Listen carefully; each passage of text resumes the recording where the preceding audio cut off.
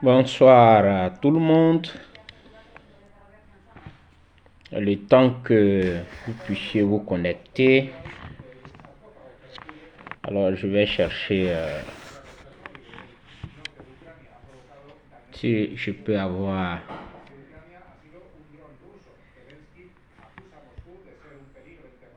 une musique ici.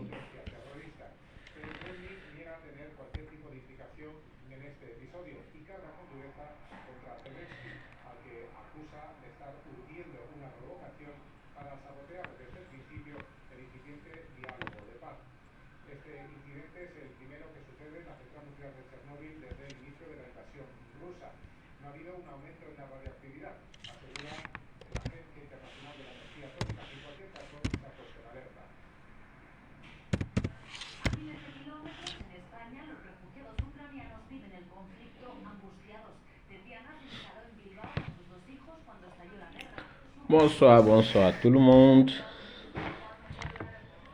Comme prévu, nous allons faire ce direct et nous allons,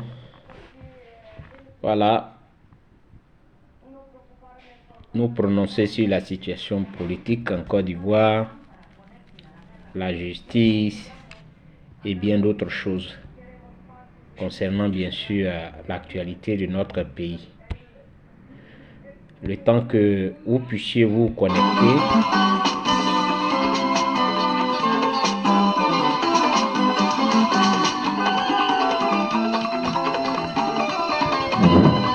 Signalez-vous parce que ça, on va pas s'amuser. Et partagez la vidéo. Signalez-vous et partagez la vidéo.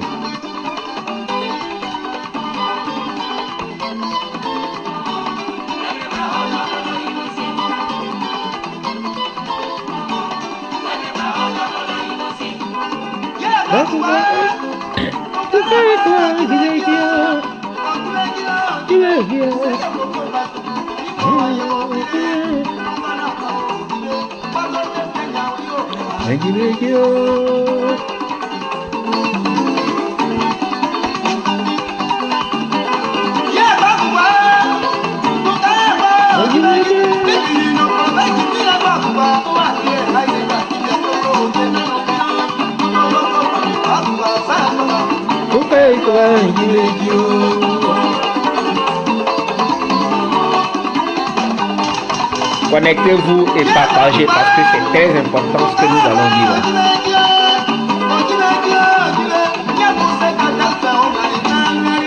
Alors, Bibi, bonsoir. Bonsoir à ceux qui sont connectés. Partagez, invitez les autres.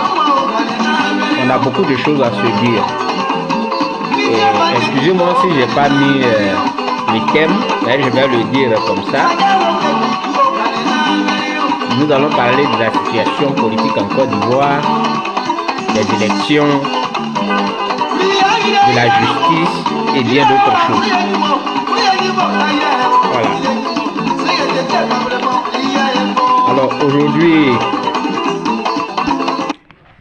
aujourd'hui est vendredi et c'est un jour pour tous les amoureux, donc je voudrais commencer à vous souhaiter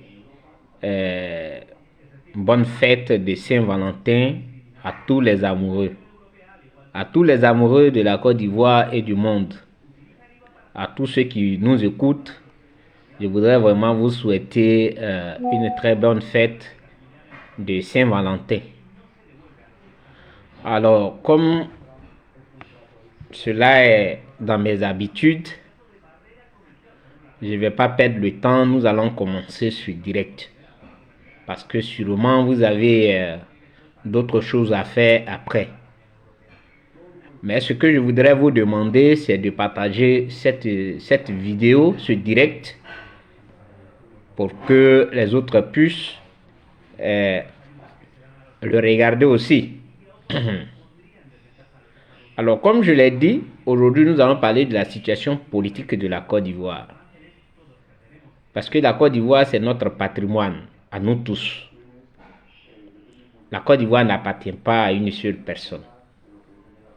Et donc, lorsque il y a des choses qui se passent, on a notre mot à dire.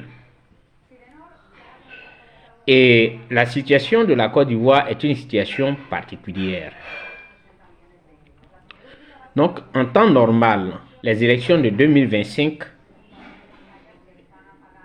devraient être des élections qui apaisent, qui apportent, qui font tourner une nouvelle page, qui ouvrent une nouvelle page, ce que je voudrais dire. Et donc, ces élections sont importantes. Je dis qu'elles sont importantes parce que nous avons connu des situations très difficiles. Et c'est notre histoire récente. Voilà, c'est notre histoire récente. D'abord, en 2010 et 2011, il y a eu une crise post-électorale, une crise liée à des contestations des élections. Mais bien avant ça, nous avons connu une rébellion qui a fait des victimes, une rébellion qui a vraiment fait des veuves, une rébellion avec son corollaire d'orphelins et aussi de veufs.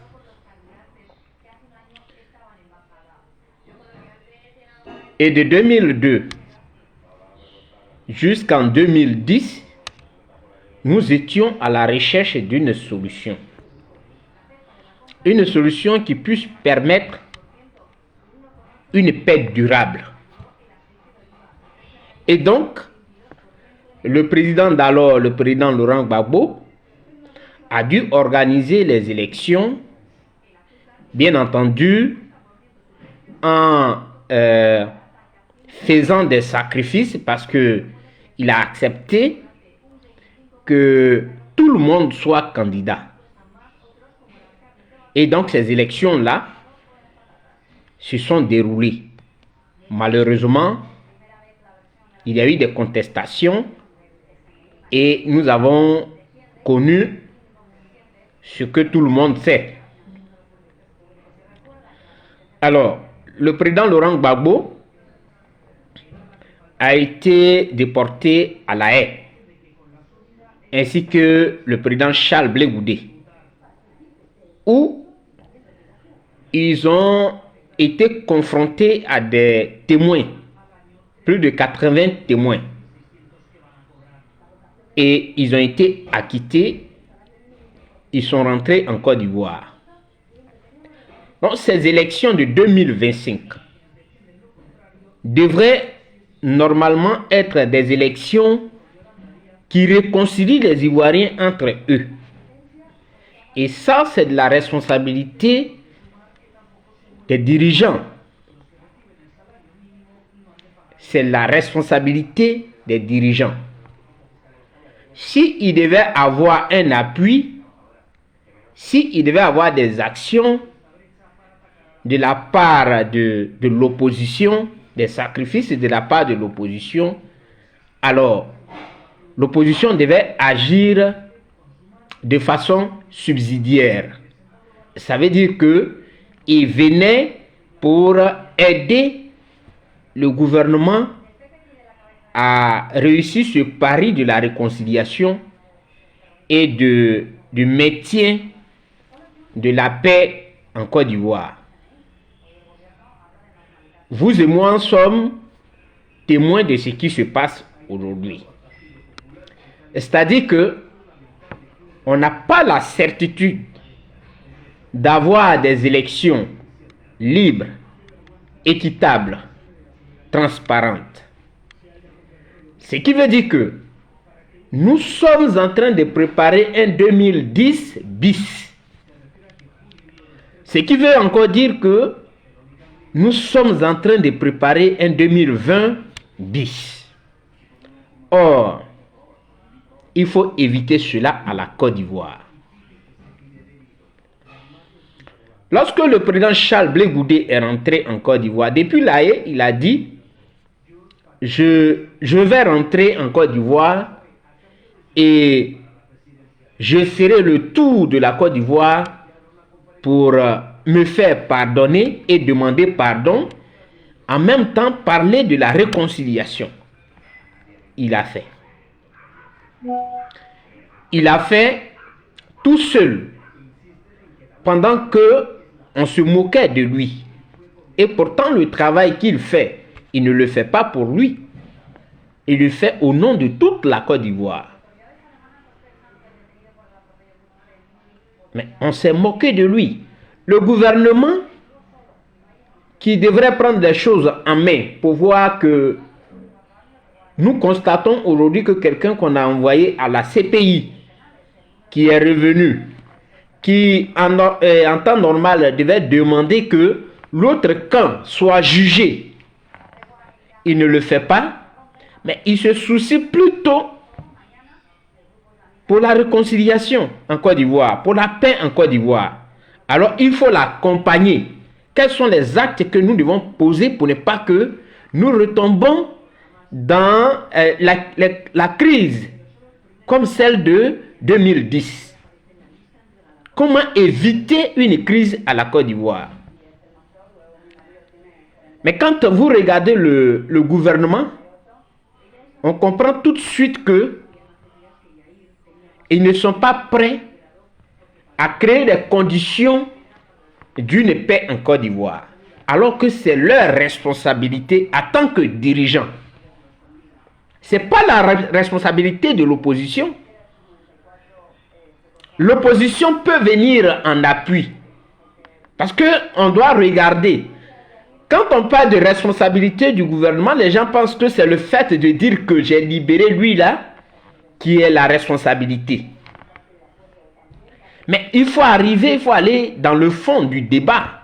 C'est vrai que tu as libéré peut-être quelques personnes, mais ça ne suffit pas dans les actes que tu poses. Parce que, en fin de compte, quand on regarde et quand on écoute les discours des uns et des autres, surtout du côté du gouvernement, on se dit qu'on a affaire à des gens qui non seulement qui n'ont aucun respect pour les Ivoiriens. Et ça, je le dis. Lorsque le porte-parole du gouvernement parle, il se dit que la Côte d'Ivoire, c'est son bien privé, ou c'est leur bien privé, donc ils peuvent dire ce qu'ils veulent aux Ivoiriens. Il n'y a pas de mot de sagesse dans ce que le porte-parole du gouvernement dit. Dans un pays qui sort d'une crise, il n'y a pas de mot de sagesse dans leurs faits. C'est-à-dire que quand on les regarde, on pense plutôt que c'est eux qui sont dans l'opposition. Alors que c'est eux qui sont au pouvoir. C'est eux qui tiennent les rênes du pouvoir. Mais leur comportement montre qu'ils n'ont pas compris qu'ils incarnent les institutions de la République. Et donc, leur langage, leur comportement doit être différent du comportement d'un opposant. Il y a une confusion dans ce qu'ils font. La confusion, c'est que ils ne se disent pas qu'ils représentent l'État de Côte d'Ivoire. Mais ils pensent plutôt être dans un parti politique. Alors que ce n'est pas ça. Il faut savoir dissocier les choses. Eux, pour parler politique, pour parler exclusivement politique, il y a bien sûr des moments où ils doivent parler politique. Par exemple, pendant des campagnes. Ça, ce sont des moments auxquels eux, ils ont droit à la parole pour parler politique. Mais pendant qu'ils sont au pouvoir, ils n'ont pas ce droit. La Côte d'Ivoire, ils prennent la Côte d'Ivoire comme leur bien privé. Ils ne savent pas, ça dit qu'ils ne savent pas manier la langue. Surtout ce porte-parole du gouvernement. Quand je l'écoute, il n'a aucun respect pour les Ivoiriens. C'est un problème. Le deuxième problème auquel nous sommes confrontés, et j'ai écouté la porte-parole ou bien la représentante de la CEI qui était sur le plateau de la LCI le dimanche passé. Cette dame a dit que ils ont les moyens pour pouvoir faire la révision de la liste électorale. C'est-à-dire qu'il n'y a aucun problème à ce niveau. Mais elle donne son avis. Elle dit que, en tant qu'experte, elle sait que le temps ne leur permet pas d'organiser et de réviser la liste électorale. Mais dites à cette dame qu'on n'a pas besoin de son opinion. Parce que, en réalité, si on avait besoin de son opinion, elle allait décider de mettre les noms de ceux qui ont été exclus de la liste électorale sans leur demander de suivre la procédure normale. C'est-à-dire faire un appel. Mais elle donne son avis. Dans le code électoral, c'est-à-dire la loi qui régit les élections, qui régule les élections, il n'a pas été dit que voilà le chapitre qui est réservé aux experts. Et donc c'est aux experts d'apprécier si dans telles conditions, ils peuvent faire la révision de la liste électorale ou pas. Il n'y a pas un chapitre qui a été réservé à ça. Donc du coup, elle n'a pas à nous dire que elle est experte et qu'elle sait que le temps est court pour pouvoir faire la révision de la liste électorale. C'est un refus aux nouveaux majeurs d'accomplir leur droit de vote. Ce qui n'est pas normal. Ce qui n'est pas normal. Deuxièmement, la révision de la liste électorale n'est pas que le fait d'inscrire les nouveaux majeurs sur la liste, mais aussi, pendant que nous sommes en train de parler, il y a eu des morts. Et ceux-là, c'est pour les écarter, pour les enlever, les morts. Une fois on a constaté, on les enlève. Ça dit que elle sera une liste transparente. Mais elle vient nous dire que cette liste-là, on ne peut pas faire la révision parce que le temps est court pour faire la révision. On n'a pas besoin de son opinion. La loi dit que chaque année, il doit avoir une révision de la liste électorale. Elle fait ce que la loi lui dit. Parce que nous, les Ivoiriens, on a mis notre argent pour que la liste soit révisée. Pour qu'il y ait une révision de la liste électorale. Point. On n'a pas besoin qu'elle vienne nous dire qu'elle est experte. Nous, on n'a pas besoin de ça. Alors, si c'est le cas, qu'elle réintègre ceux qui ont été enlevés de cette liste-là, sans leur demander de suivre, et comme on appelle la procédure. Donc, déjà, il y a un problème. Parce qu'on refuse de faire la liste, d'étudier, de réviser la liste électorale. Ce qui veut dire qu'il n'y aura pas d'élection transparente. C'est très dangereux.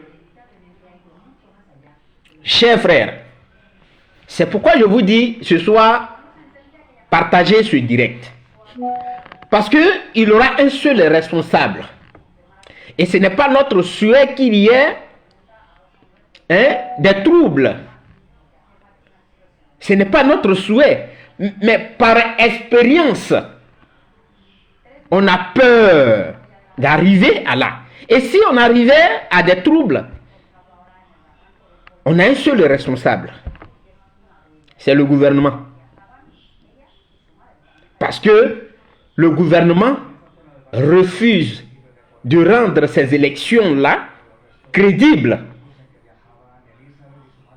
Le gouvernement ne fait pas d'efforts dans le sens de la paix. Parce qu'ils ne veulent pas lâcher le pouvoir. Et donc, ils ne veulent pas faire d'efforts. Ils ont un autre agenda caché aux Ivoiriens.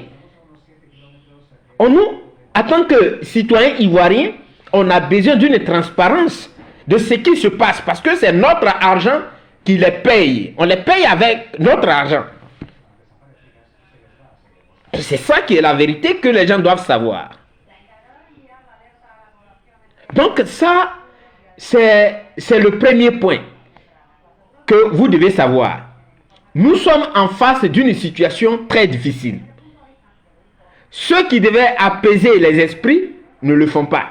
Je veux parler de ce gouvernement qui tire les ficelles pour en tirer profit, qui ne veut pas qu'il y ait des élections transparentes.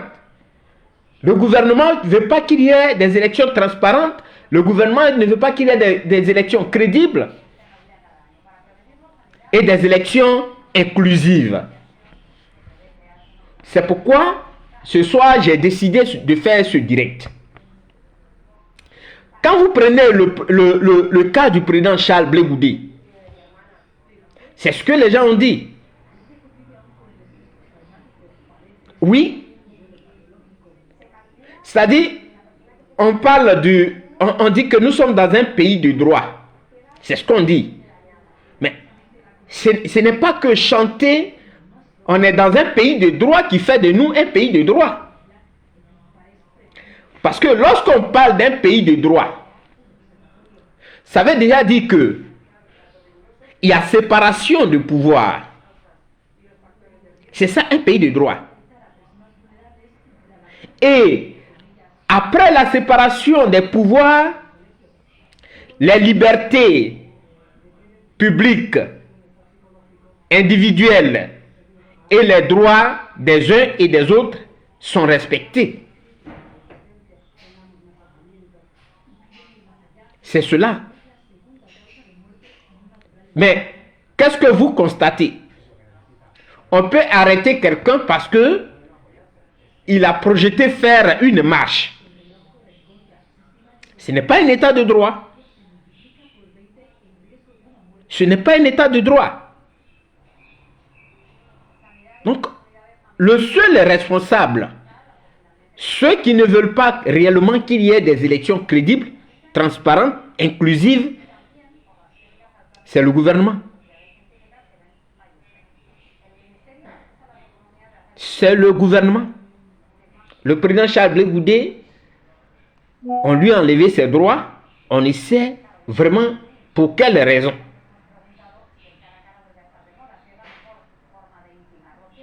Ça, c'est ce que j'ai voulu dire. Et dernièrement, en secondo,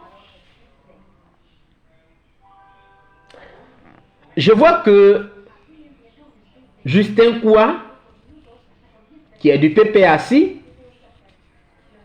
a été condamné, y compris Damana Picasse et un troisième, je crois.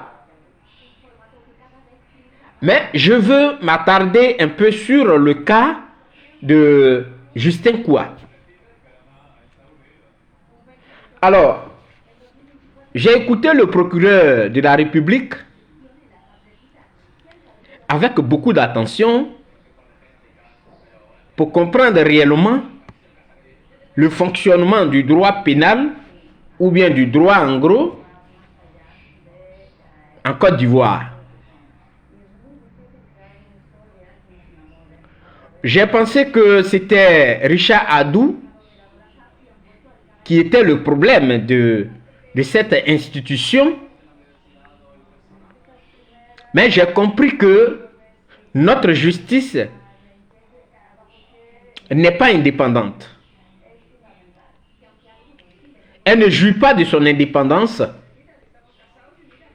Et je vais l'expliquer. Alors, Damana Picasse a été condamné. Et sa condamnation a un rapport avec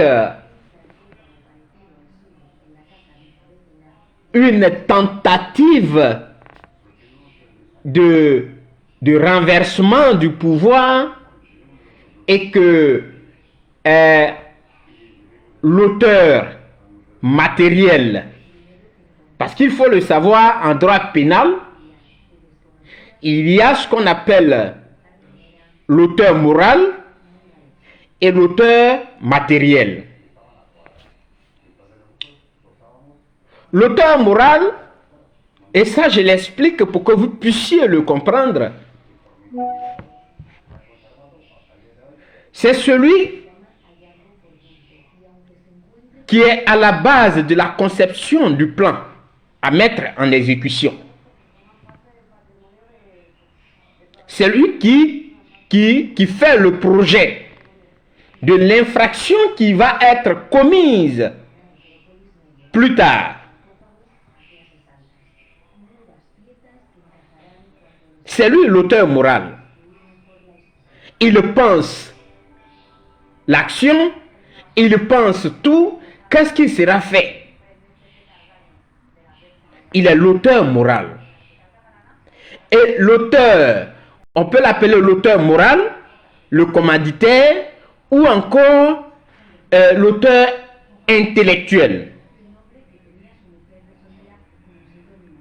Vous comprenez?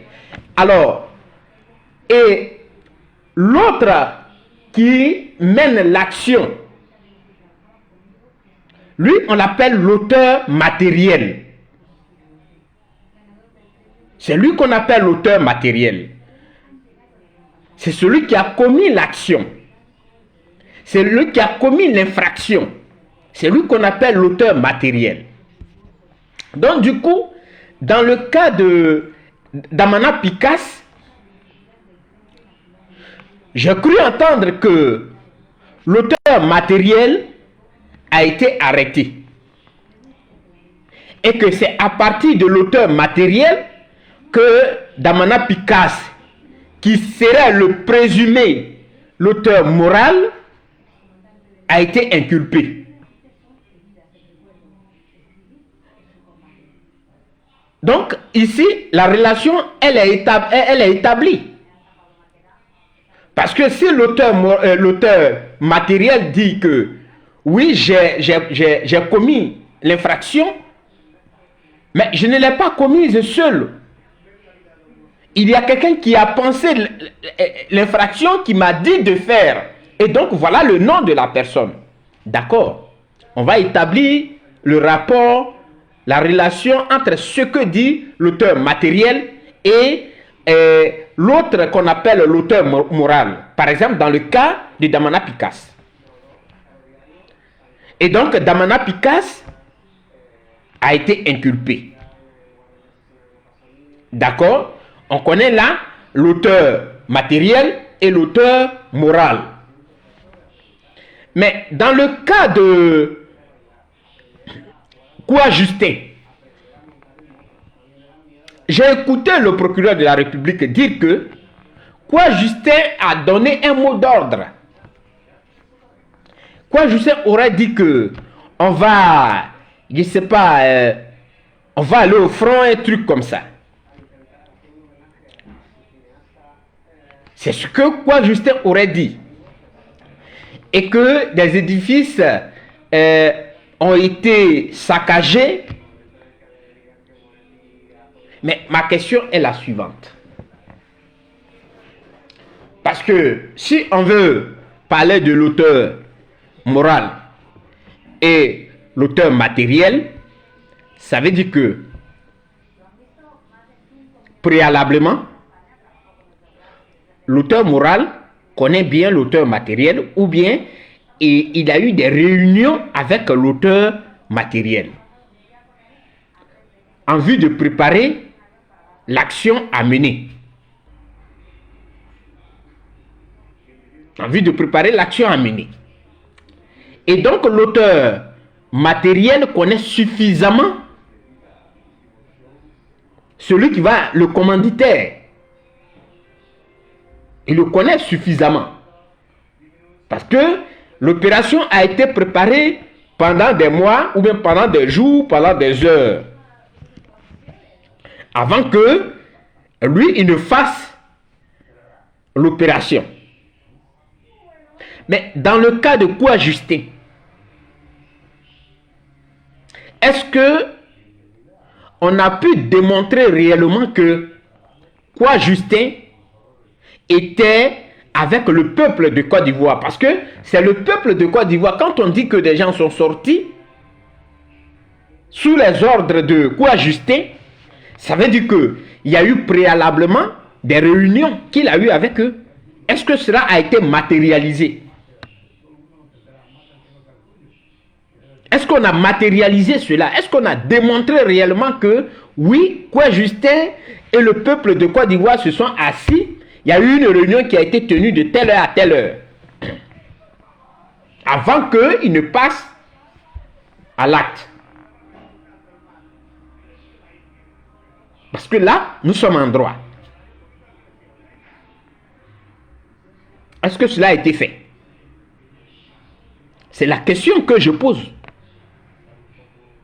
Parce qu'il faut établir une relation entre le commanditaire et celui qui a posé l'acte, qu'on appelle l'auteur matériel.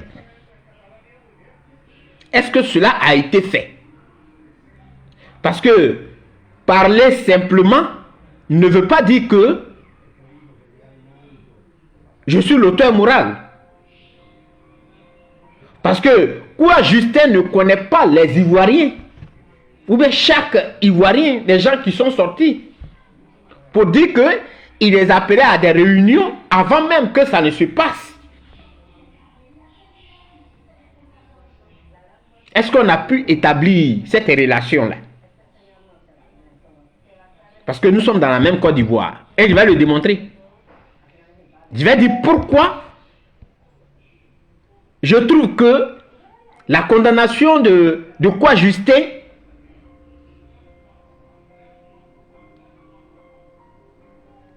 n'a aucun sens. Parce que jusqu'à présent, le procureur moi, il ne m'a pas convaincu qu'en réalité, il y a eu une relation entre entre Kouya Justin et le peuple de Côte d'Ivoire. Parce qu'il s'agit du peuple de Côte d'Ivoire. Quelle est la relation qui a existé entre Kouya Justin et le peuple de Côte d'Ivoire? C'est ça qu'il faut établir.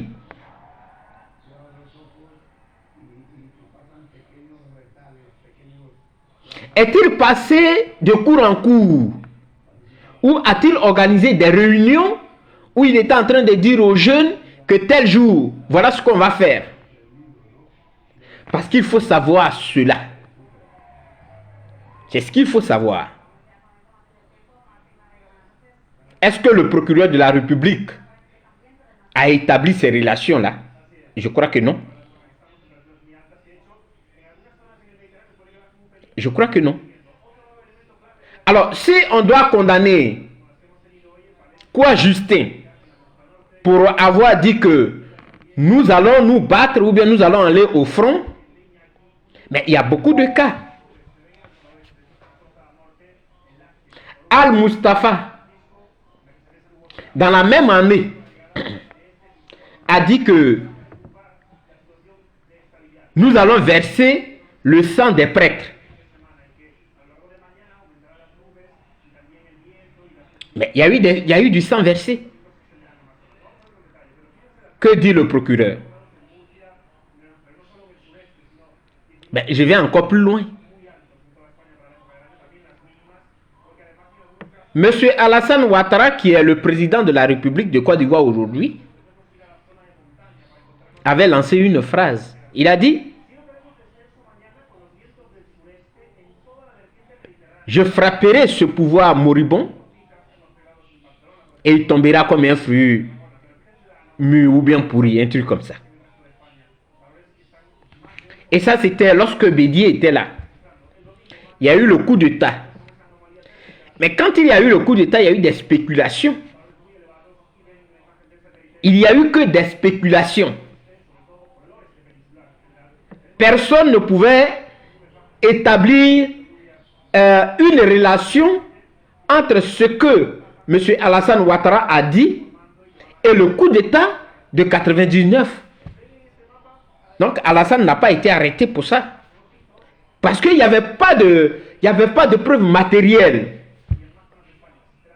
Il a dit simplement que je frapperai ce pouvoir moribond et il tombera comme un fruit mûr ou bien un fruit pourri.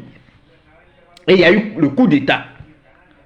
Mais c'est parce qu'il a dit cela qu'il y a eu le coup d'État? Donc les autorités n'ont pas eu les moyens qu'il faut afin de mettre M. Alassane Ouattara en prison. Parce que là, il venait de dire qu'il va frapper le pouvoir moribond. Et il y a eu le coup d'État. Mais ils n'ont pas pu établir la relation entre les dires de Ouattara et le coup d'État. Non, M. Ouattara n'a pas été arrêté. Parce qu'il faut, il faut établir une relation entre les dires de M. Ouattara et le coup d'État. Mais c'est la même chose. Il fallait établir une relation entre les dires de Kouadjustin et ce qui s'est passé en Côte d'Ivoire. C'est très clair. Où est la relation? Il n'y a aucune relation.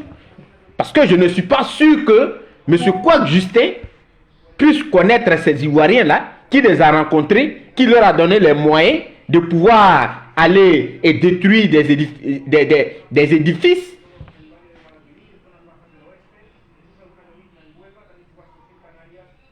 Donc, il n'y a pas eu de... Il n'y a aucun lien.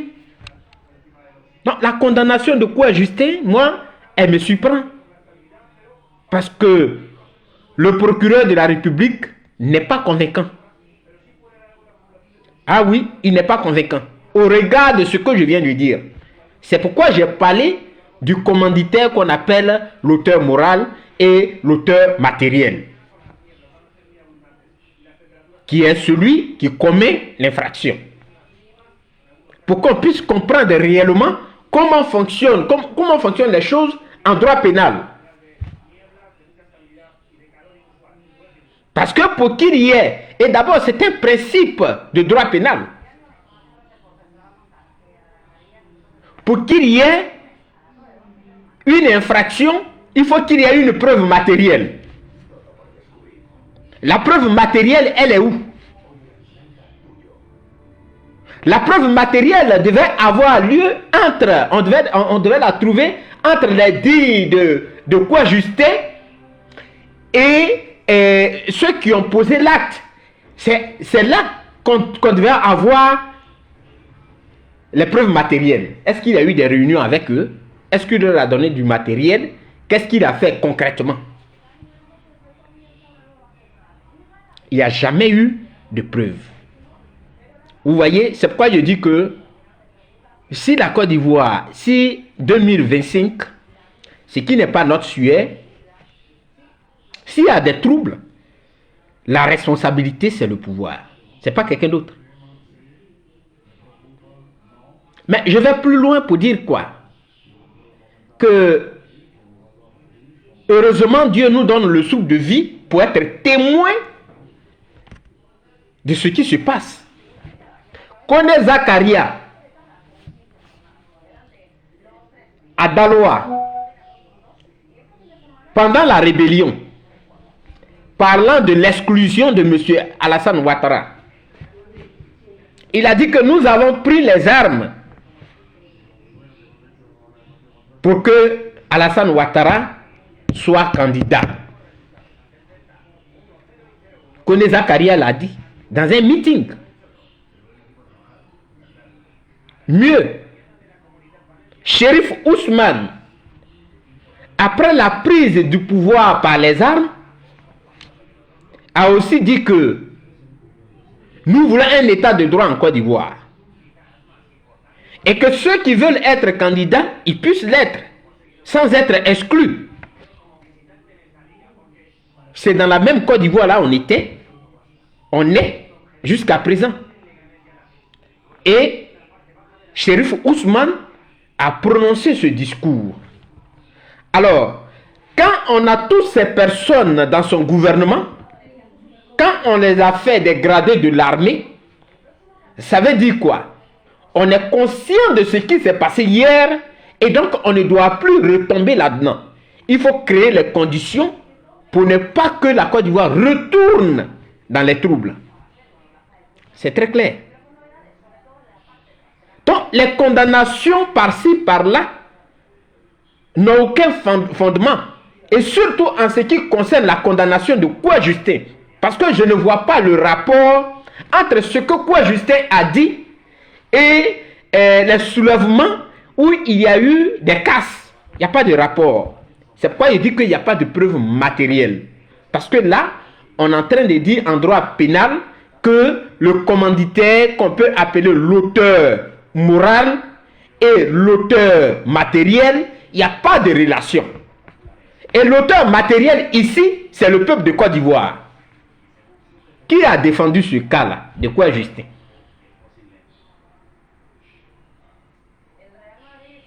Mais c'est ce que vous devez comprendre. Il n'y a pas de rapport. S'il y avait un rapport entre ce que Koué Justin a dit et ce qui s'est passé, alors d'accord. C'est comme s'il n'y a pas aussi eu de rapport entre ce que M. Ouattara a dit, que je frapperai ce pouvoir moribond et il tombera comme un fruit mûr, et le coup d'État qui s'est passé en 1999. C'est pourquoi M. Ouattara n'a pas été arrêté. On ne pouvait pas établir un rapport entre les deux.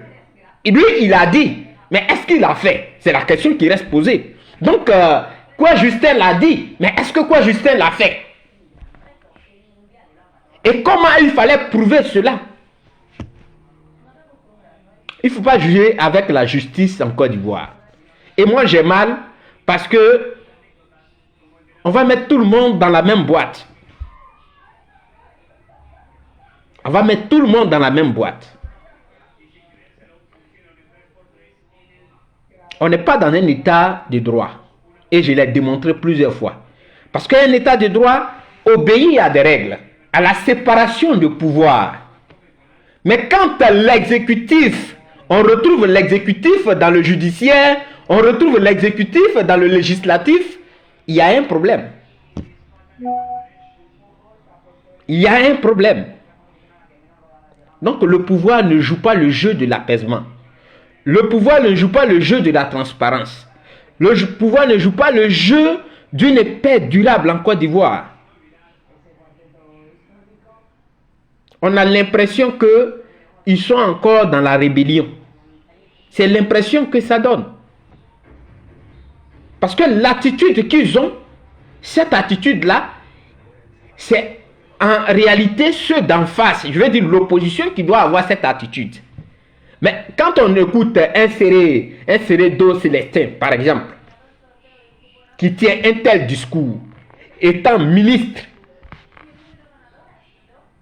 qui dit que un autre candidat n'est pas ivoirien, alors qu'en Côte d'Ivoire, ce problème de lui-là, il n'est pas ivoirien, a amené une crise, du moins une rébellion, a créé une rébellion en Côte d'Ivoire.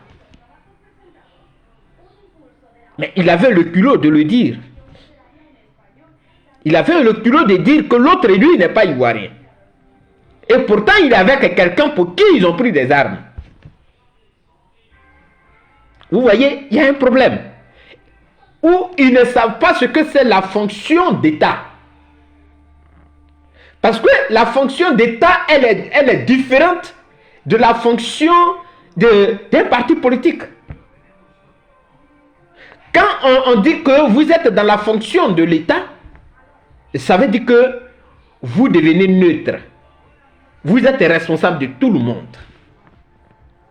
Le jour où on ouvre les campagnes et que vous déclarez votre candidat, maintenant, à partir de là, vous n'êtes plus dans la République. Vous ne représentez plus le peuple. Vous partez maintenant battre campagne et donc là-bas, vous pouvez dire ce que vous voulez. Mais jusqu'à présent, eux, ils ont la responsabilité. Leur responsabilité, c'est la stabilité de la Côte d'Ivoire. C'est sur ce jeu, eux, ils doivent jouer. Ils sont comme des pères de famille que souvent des enfants peuvent faire des choses, mais ils sont là pour apaiser. c'est leur rôle qui est là en réalité. Les ministres, le président, tous ceux qui sont nommés, à qui on donne notre argent, nous, peuple, tous ceux qu'on paye là. C'est-à-dire, en temps normal, maintenant là, ils ne doivent pas porter abus politique ou bien de parti politique. Leur rôle, c'est de faire en sorte qu'il y ait la stabilité au niveau de la Côte d'Ivoire. Quels sont les pas qu'ils doivent poser? Même si en face d'eux, il y a des provocations, eux, ils ne répondent pas aux provocations. Ils ont un temps pour répondre à ces provocations. C'est pendant les campagnes électorales. En ce moment, ils ne sont plus à la tête de la Côte d'Ivoire. On considère qu'il y a une vacance de pouvoir. Il y a une vacance de pouvoir. Ce laps de temps où il y a, comment on appelle, des campagnes électorales jusqu'aux élections, là, il y a une vacance de pouvoir. Donc, tout le monde est ivoirien, tout le monde peut dire ce qu'on veut.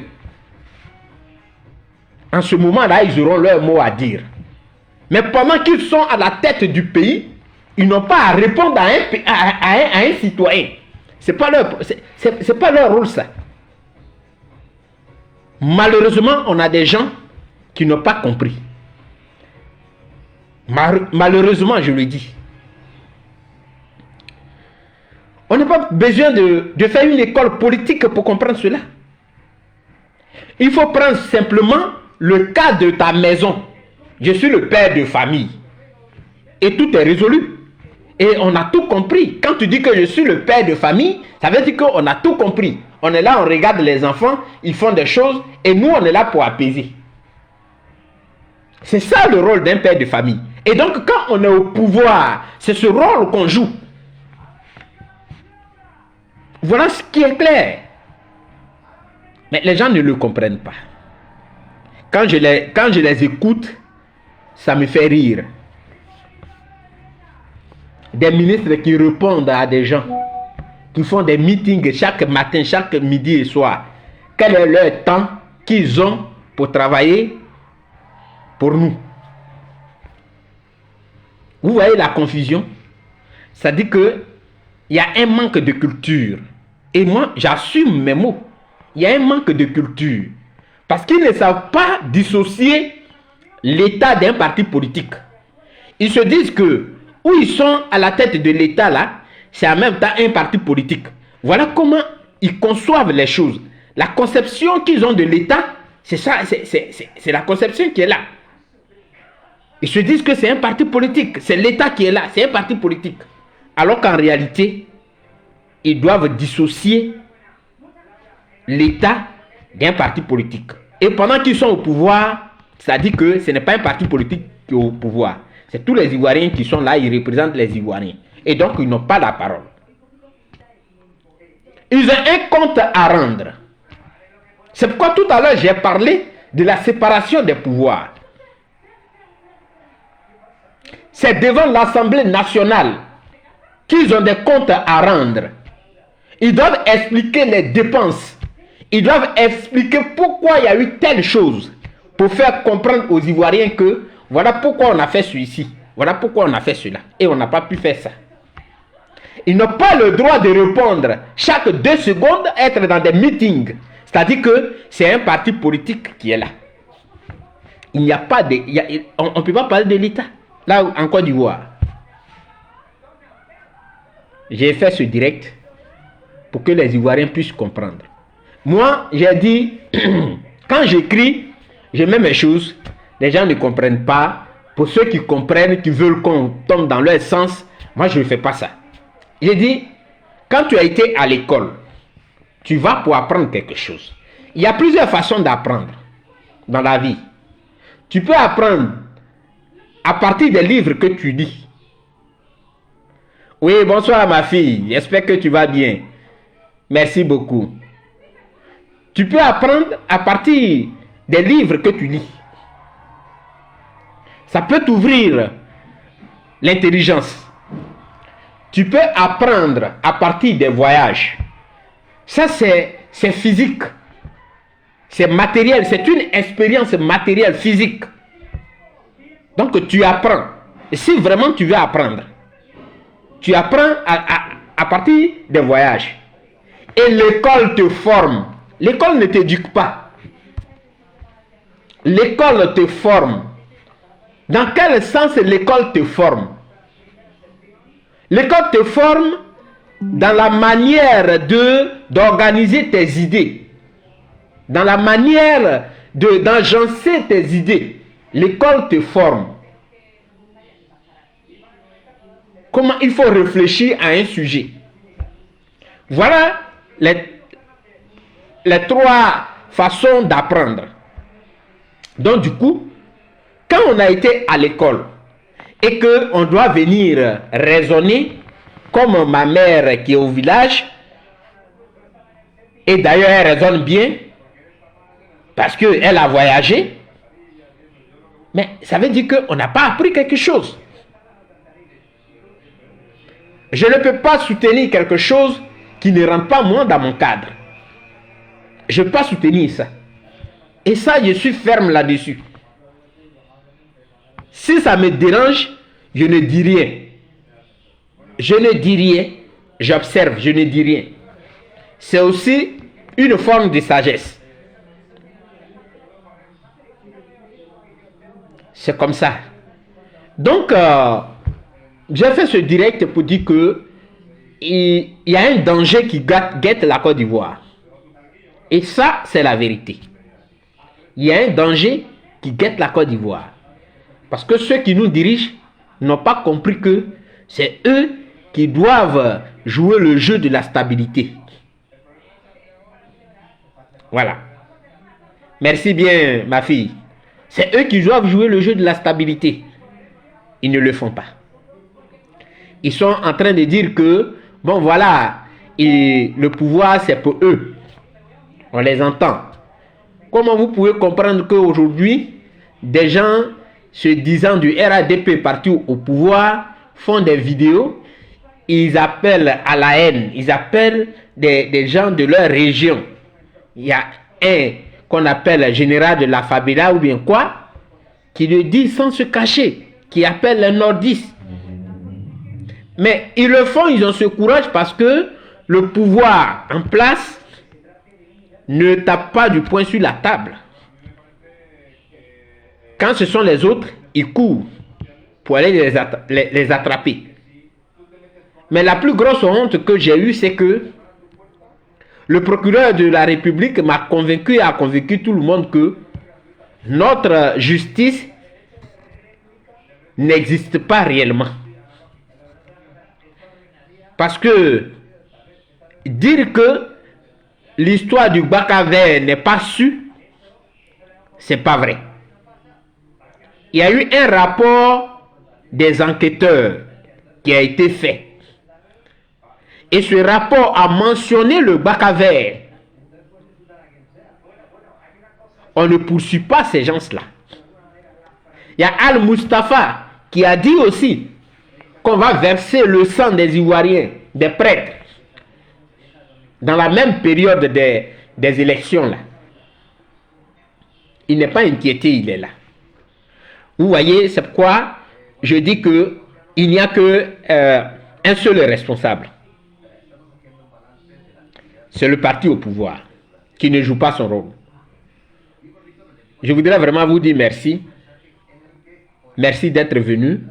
Lily, merci Magat, merci à tout le monde. Il y a longtemps que j'ai fait des vidéos parce que j'ai pas le temps. Vous pouvez le constater vous-même. Mais il a fallu que ce soir je fasse ce direct là pour que vous puissiez réellement comprendre. Voilà. Le cas de Damana Picasse, ils ont clairement dit que l'auteur a cité Damana Picasse, ça c'est clair. Mais le cas de Quoi Justin, qui est l'auteur qui a cité Quoi Justin? Et quels sont les rapports qu'on a mis ensemble? Il n'y en a pas. C'est vague ce que le procureur a dit.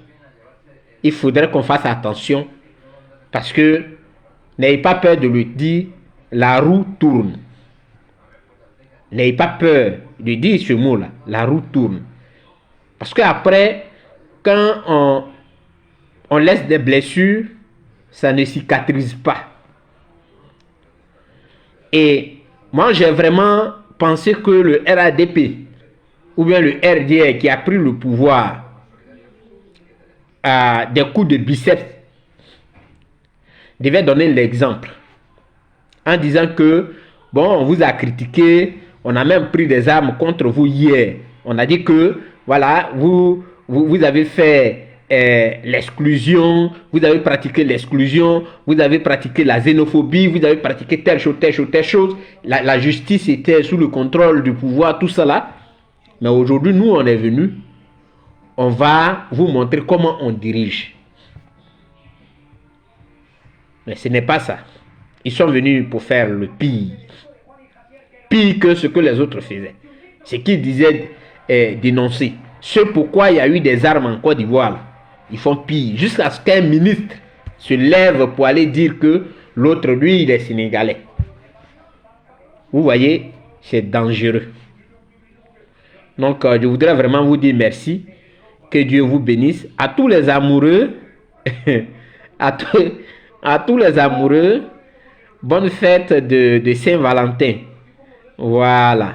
Bonne fête de Saint-Valentin. Que Dieu vous bénisse. Et bonne soirée à tout le monde. Ciao, ciao.